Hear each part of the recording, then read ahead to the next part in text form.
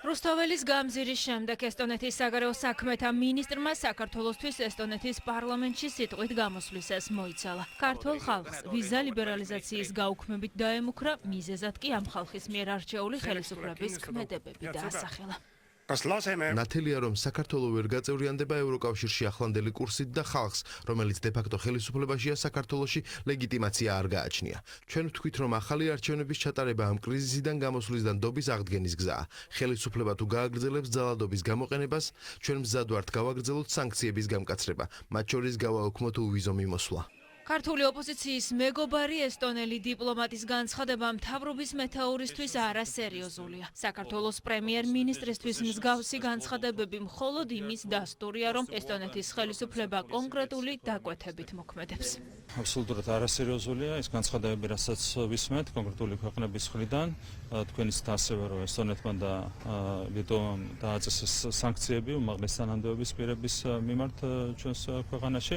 ეს არის აბსოლუტურად არასერიოზული და ეს ყველაფერი ადასტურებს ერთ-ერთ რამეს, რომ ეს ქვეყნები არ იმართება სუვერენულად, ამ სახელმწიფოებს არ ყავთ სუვერენული ხელისუფლებები და ისინი მოქმედებენ დაკვეთებით, ზუსტად ისევე, როგორც საქართველოში მოქმედებს რადიკალური ოპოზიცია. აბსოლუტურად შეუსაბამოა ორ ქვეყანას შორის მეგობრული ურთიერთობებისთვის. ძალიან ხშირად გვესმის განცხადებები, რომლებიც პირდაპირ შეიძლება აღვიქვათ როგორც ქვეყნის შიდა საქმეებში ჩარევა და გვესმის განცხადებები, რომელიც მიმართულია საქართველოს იმიჯის, საქართველოს დისკრედიტაციისთვის საერთაშორისო არენაზე. სახელმწიფო გუნდისთვის სუვერენული ქვეყნის შიდა საქმეებში ჩარევა მიუღებელია. მმართველ გუნდში აცხადებენ, რომ ვიზა ლიბერალიზაციის გაუქმების ობიექტური საფუძველი არ არსებობს, რადგან მათივე თქმით, საქართველოს ევროპული გზიდან არ გადაუხვევია. ამ გზაზე კი მშვიდობით სიარული აირჩია.